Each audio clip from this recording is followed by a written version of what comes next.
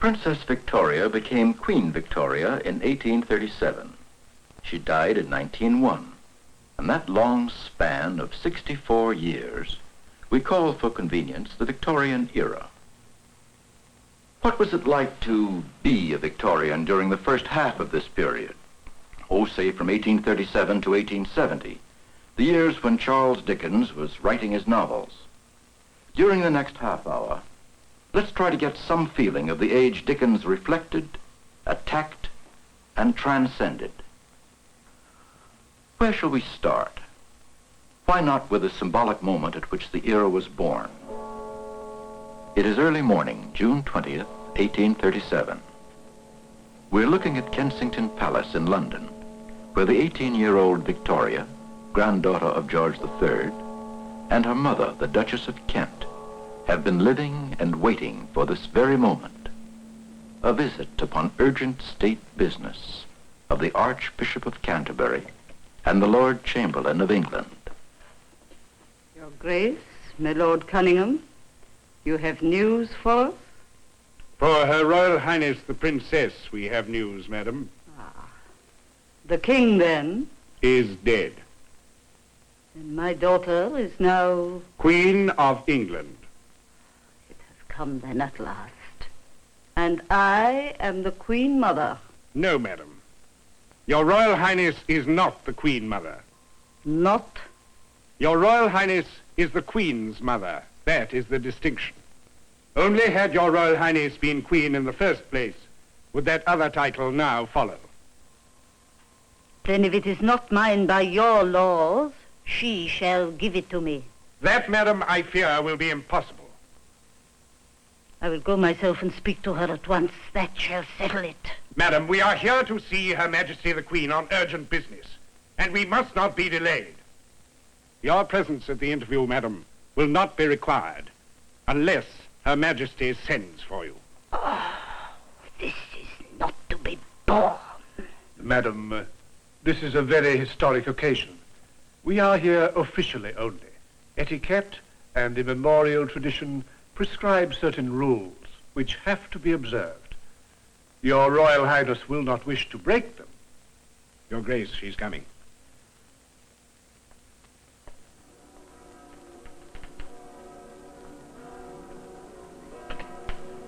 Your Majesty.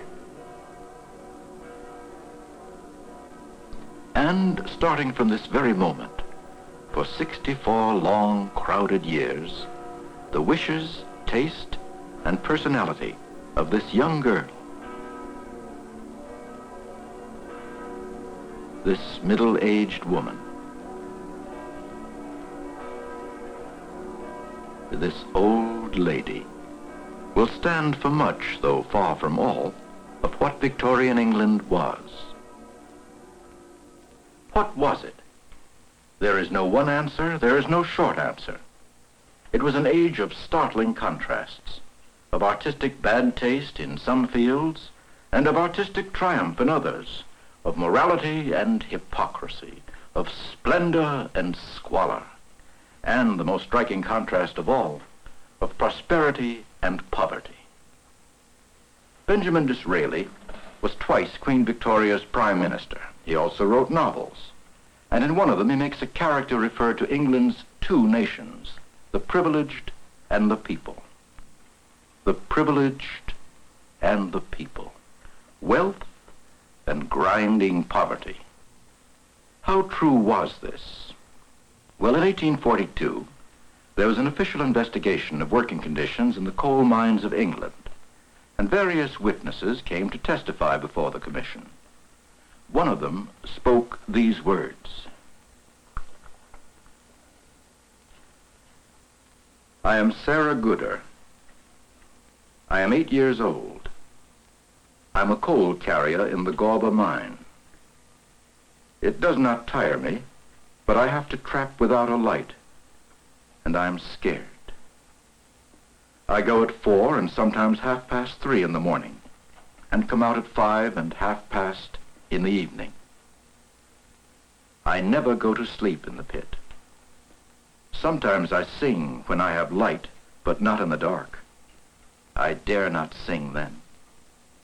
I don't like being in the pit. I'm very sleepy when I go in the morning. I go to Sunday school and learn to read, and they teach me to pray.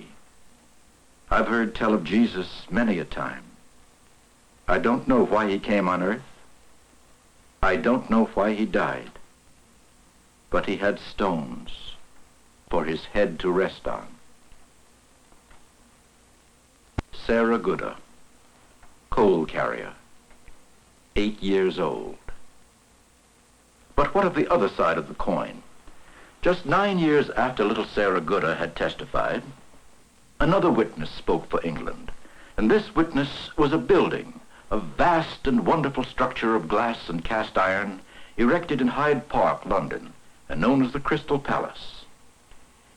In 1851, under the sponsorship of Prince Albert, Victoria's German-born husband, the Crystal Palace was opened to the public. It housed the Great Exhibition, and the Great Exhibition displayed to the whole world Victorian England's truly marvelous achievements in trade, industry, science, and technology. In the mid-19th century, the Great Exhibition symbolized British progress and power. It stands at one extreme. At the other extreme, we have the testimony of an 8-year-old coal carrier, Sarah Gooda, who said, "Sometimes I sing when I have light, but not in the dark. I dare not sing then." In between the Crystal Palace and Sarah Gooda lies the rest of England. Let's now block in some of its main features in terms of the man who was perhaps its greatest observer, Charles Dickens. As I said, Dickens reflected his age, attacked it, and transcended it. But we must add a fourth relationship of Dickens to his age. He ignored it. There are certain areas of English life which seemed not to interest Dickens, at least as far as material for his novels went. For example, to get a broad, realistic picture of the clergy of his day, or of the political life of the era, or the life of the landed gentry and the fox-hunting squires, for all this, it's better to turn to another bearded Victorian novelist, Anthony Trollope. And if you were looking for a picture of the great, the fashionable world of the aristocracy, you'd find it better portrayed in the works of William Makepeace Thackeray. Dickens, too, like Thackeray, wrote about the shams and hypocrisies, the snobbery of class-conscious England. But Thackeray, born a gentleman, knew the world of the aristocracy from the inside out, whereas Dickens, in a way, never escaped from his unhappy lower middle-class origins. And there's something else you won't find reflected in Dickens. Any sense of the great outsized personalities who flourished in Victorian England and who helped to change its spirit. Florence Nightingale, whom we should remember whenever we see a modern hospital. George Stephenson, one of the men who in a few short years laid down the basis for the British railway system. Charles Darwin, who shook the world to its foundations with his theory of evolution. Cardinal Newman, convert to Catholicism, subtle theologian and brilliant philosopher of education. John Stuart Mill, champion of liberty and the emancipation of women, reformer on a dozen fronts. People such as these are not to be found in Dickens' novels, and yet they were among the giants who shaped the Victorian world. Living in an age that was, for many, one of prosperity and security, they dared to question its basis. They acted as the ferment of their time. They forced their countrymen to grow in spirit. And one of them, in some ways the greatest, was Dickens himself. He had a gift the others didn't possess. He touched people's hearts. He played like a musician on their emotions. He gripped their imaginations. No novelist before his time had reached so many people so directly. It's hard for us to understand what a powerful influence the novel was in those days, and especially the novels of Dickens. Often they appeared in fortnightly parts, one installment at a time. And as G.K. Chesterton has put it, in the days when Dickens' work was coming out in serial, people talked as if real life were itself the interlude between one issue of Pickwick and another. Dickens was not a philosopher, not an intellectual, indeed not even a very well-educated man, but he understood intuitively the spirit of his age. Even when he attacked it, he was part of it. How shall we characterize that age? Behind all the contradictions that we've already mentioned lay one underlying driving force, the impulse toward growth. Other words have been applied to it. It's been called the age of imperialism, of expansion, of trade, of progress, of optimism. But all these words suggest growth. Dickens reflected this spirit in many ways, and one of the most amusing occurs in Great Expectations. Pip, the young hero, has ambitions to rise in life. He comes to London, and there, under the tutelage of another young man, Herbert Pocket, begins his education as a gentleman. To Pip's question, what did Herbert Pocket do? What was he?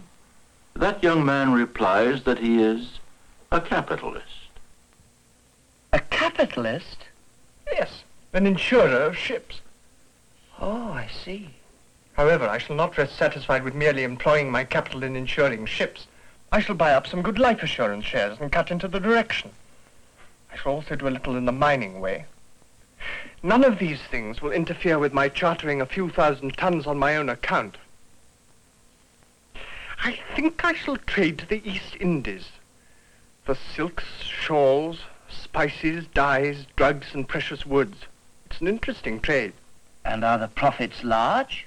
Tremendous. Tremendous. I think I shall trade also to the West Indies for sugar, tobacco, and rum. Also to Ceylon, especially for elephants' tusks. You will want a good many ships. A perfect fleet. And how many ships do you insure at present? Oh, I haven't begun insuring yet. I'm looking about me. Oh. Of course, Dickens is making gentle fun of the Victorian spirit of enterprise, but the dreams of Herbert Pocket nonetheless reflect what the commercial classes of Victorian England wanted and got. They weren't satisfied, like Herbert, just to look about them. These new enterprising people, of whom Herbert himself wants to be one, were the middle class, and it is they, the middle class, who dominate the life of the period, supply many of its ideas, produce many of its men and women of high ability. They had astounding energy, these new middle-class men, with their passion for trade, machinery, commerce, markets, expansion, in a word, growth. As men of business, they were bold, imaginative, and often ruthless. But in their social and private lives, they stressed respectability and convention. And here their model was probably the royal family. The Queen and Prince Albert lived a well-publicized life of domestic virtue, piety, decorum, and their middle-class subjects for the most part imitated them. The conduct of the middle class, then, was dominated by respectability. But their minds were dominated by optimism, a belief which to us today seems a little naive in the inevitability of progress in all fields, moral, intellectual, economic. And as a matter of fact, there seemed to be some justification for this optimism. The Industrial Revolution was transforming society. The Age of Steam, as it was often called, did make possible a vast flow of products which streamed outward to every corner of the world. And back from every corner, including England's far-flung colonial possessions, came a return stream, to echo Herbert Pocket, of silks, shawls, dyes, precious woods, even elephant tusks. Finally, this optimism rested on the reality of peace, just as our uncertainty is based on the fear of war. I, who am in my 50s, have lived through 2 world wars and half a dozen smaller ones. But remember that during the entire 64 years of Queen Victoria's reign, there was no major war. These were the people, then, for whom Dickens wrote his novels. These respectable, pious, energetic, optimistic, and often materialistic people of the dominant middle class, the class to which, once having achieved success, he himself belonged. Some of their beliefs he shared. Some, as we shall see, he transcended, but others he loathed. For example, he is aware of the sordid reality that lay back of Herbert Pocket's innocent dreams of wealth. Perhaps you remember Marley's ghost in A Christmas Carol and his complaint to Scrooge. My spirit never walked beyond our counting house. In life, my spirit never roved beyond the narrow limits of our money-changing hole. But the Victorians were not all Marleys and Scrooges by any means. With prosperity assured, they too, like most of us, wanted some of the good things of life. And these good things they found, following the example of royalty, in the comforts and dignity of family life. These comforts and this dignity depended to a great extent on the possession of things, on the enjoyment of large, heavy dinners eaten in large, fussy houses, on the display of works of art, all too often bad art. The title of this painting is The Suffering Husband by Augustus Egg. Why is the husband suffering? What is contained in the letter he clutches hopelessly in his hand? Why is his wife weeping? Charles Dickens was well aware of the absurdity of this emphasis on pious morality. He attacks it again and again. There is a scene in his novel Little Dorrit in which the young heroine is instructed by the genteel Mrs. General in the demeanor proper to young Victorian ladies. Ah, Amy, my dear, pray be seated. Amy, you have been the subject of some conversation between myself and Mrs. General. We agree you scarcely seem at home here. How is this? I think, Father, I require a little time. Papa is a preferable mode of address, my dear. Father is rather vulgar. The word papa, besides, gives a pretty form to the lips. Papa, potatoes, poultry, prunes and prism are all very good words for the lips, especially prunes and prism.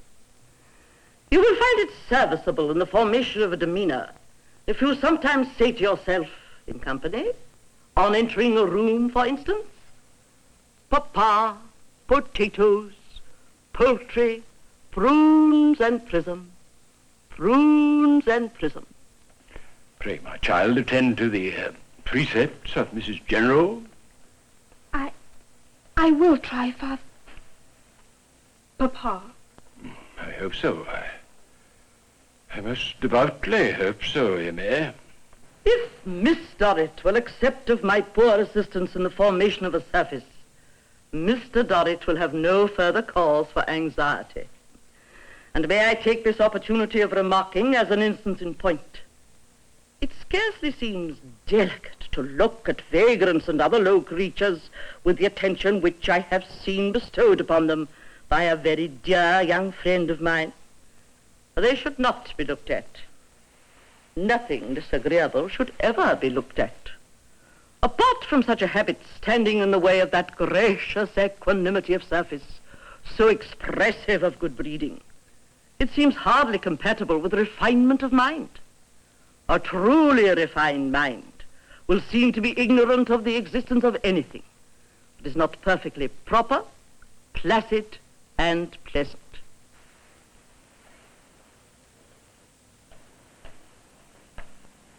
Proper, placid, and pleasant. The aim of much Victorian home life was to arrange things so that there would be nothing which was not proper, placid, and pleasant. This high moral tone was set by the Victorian father inside his home, though not always outside it. The household was often ordered like a petty kingdom, with the heavy father as the autocratic tyrant, his wife and children as the court retainers, and an army of servants as the carefully graded ordinary subjects. Behavior was formal, etiquette rigid. Would you like to get some idea of the atmosphere of such a household? Here is Mr. Gradgrind in Dickens' Hard Times, talking to his daughter Louisa. Louisa, my dear, I prepared you last night to give your serious attention to the conversation which we are now going to have together. Yes, Father.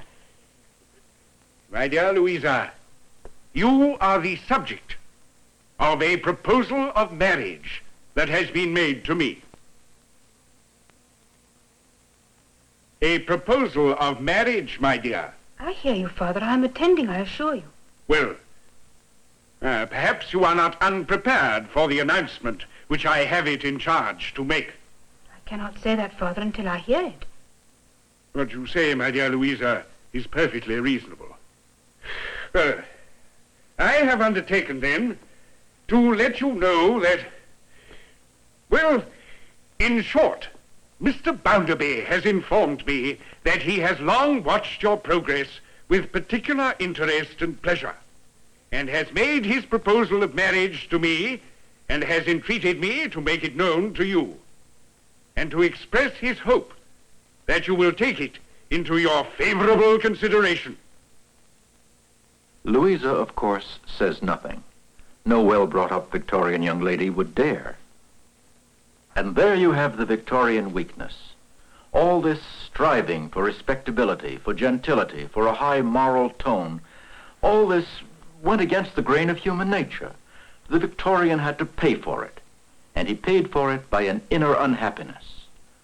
Behind the smooth, formal surface of his home life, there often lay friction, hypocrisy, and divided souls.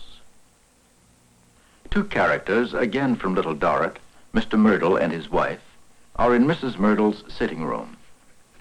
Mr. Merdle? Mr. Merdle! Eh? Yes, what is it? What is it? It is, I suppose, that you have not heard a word of my complaint.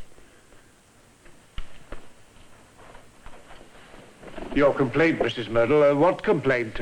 A complaint of you. Oh, a complaint of me. A complaint which I could scarcely show the justice of more emphatically than by having to repeat it. I might as well have stated it to the wall. But if you wish to know the complaint I make against you, it is, in so many plain words, that you really ought not to go into society unless you accommodate yourself to society. Now, in the name of all the furies, Mrs. Merdle, who does more for society than I do? Do you see these premises, Mrs. Merdle? Do you see this furniture, Mrs. Merdle? Do you look at yourself in the mirror and see yourself, Mrs. Merdle? Do you know the cost of all this? And who it's all provided for? And will you tell me that I ought not to go into society? I, who shower money upon it in this way every day of my life? Pray don't be violent, Mr. Merdle. Violent? You're enough to make me desperate. You don't know half of what I do to accommodate society. You don't know anything of the sacrifices I make for it. I know that you receive the best in the land. I know that you move in the whole society of the country. And I believe I know, indeed, not to make any ridiculous pretense about it, I know who sustains you in it, Mr. Merdle. Mrs. Merdle, I know that as well as you do. If you were not an ornament to society, and if I was not a benefactor to society, you and I would never have come together. And when I say a benefactor, I mean a person who provides it with all sorts of expensive things to eat and drink and look at. But to tell me that I'm not fit for it after all I've done for it, after all I've done for it, after all, to tell me I mustn't mix with it after all, it's a pretty reward. I say that you ought to make yourself fit for it by being more dégagé and less preoccupied. There is a positive vulgarity in carrying your business affairs about with you as you do. How do I carry them about with me, Mrs. Myrtle? How do you carry them about? Look at yourself in the mirror, Mr. Myrtle.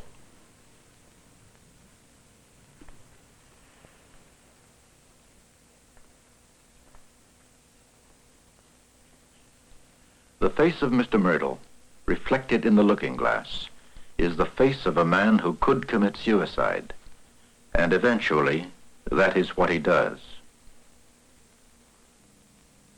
Thus, in his more critical moments, the Victorian could not help feeling that his success and prosperity, even his so-called morality, were built on the unhappiness of others, one of whom might be little Sarah Gooder. Often he was riddled with guilt, preyed upon by melancholia. Often his personality was split. It's no accident that Robert Louis Stevenson's story about a man with two personalities, Dr. Jekyll and Mr. Hyde, should have appeared in 1886 at the very height of Victorian power. The Victorian period itself was both Jekyll and Hyde. Like Mr. Myrtle, it looked in the mirror and often did not like what it saw. It saw progress, it saw growth, it saw prosperity, but it also saw the cost of these things. And that's why we must describe this great period not only as a period of growth and optimism, but as a period of reform. The reaction to Victorian complacency, optimism, and piety was reform. Florence Nightingale, Matthew Arnold, John Stuart Mill, Charles Dickens, these were not voices crying in the wilderness. They were listened to. The abuses to which they pointed were often, if slowly, corrected. And the terrible gap between Disraeli's two nations was gradually bridged. This would not have been possible if all the Victorians had been Gradgrinds and Myrtles. They were not. The famous Victorian conscience may seem stuffy, but it was real. It was there, it could be appealed to, and it was. Think only of a few parliamentary reforms that you may have encountered in your history studies. We have now traced certain patterns in Victorian England, patterns of optimism, progress, growth, patterns of self-doubt, patterns of reform and human decency. Some of these patterns we shall find in concrete form as we study Great Expectations. And to this novel, perhaps the most beautifully balanced one that Dickens ever wrote, we now turn. From time to time, as we consider the book, our company of actors will continue to make vivid for us crucial scenes.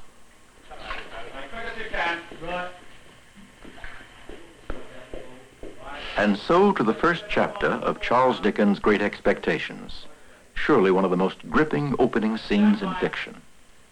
Turn over camera. Mark it. 7, take 2.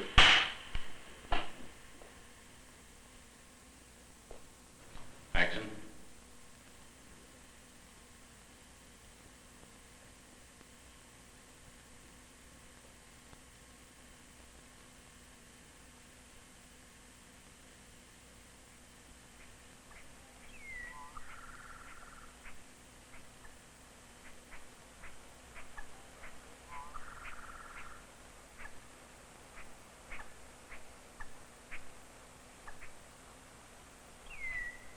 Sacred to the memory of Philip Pirrett.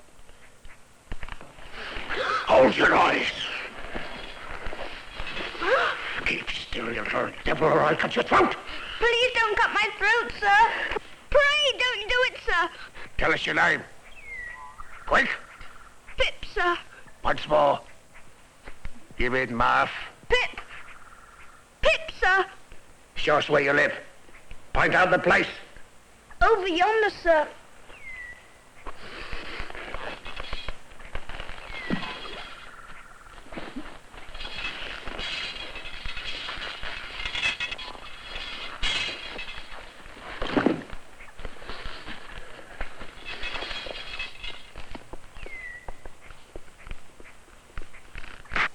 You young dog. What fat cheeks you got. Darn me if I couldn't eat him. Please, sir. I hope you won't, sir. Oh, look here. Where's your mother? Here, sir. Here, sir. Also Georgiana. That's my mother.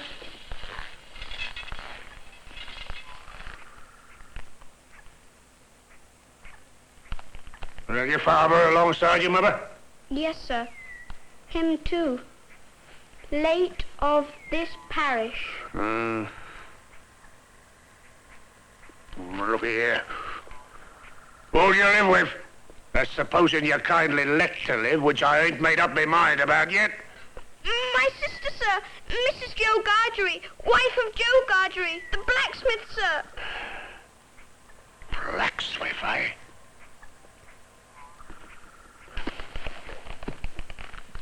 Now then, the question being whether you're going to be let to live. Do you know what a file is? Yes, sir. Do you know what whittles is? Yes, sir.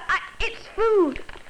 You bring me a file and you bring me whittles. You bring 'em both to me or I'll have your heart and your liver out. If you would kindly please to let me keep upright, perhaps I shouldn't be sick, and perhaps I could attend more. You bring me tomorrow morning early that file and them whittles. You do it. And you never dare to say a word, nor dare to make a sign concerning your having seen such a person as me or any person somever, and you'll be let to live. But you fail, or you go from my words in any particular, no matter how small it is, and your heart and your liver will be tore at, roasted, and ate. Now, what do you say? I'll get them, sir. Say the Lord strike you dead if you don't. Lord, strike me dead if I don't. Good. Ah, you remember what you undertook. And get on home. Good night, sir. Much of that.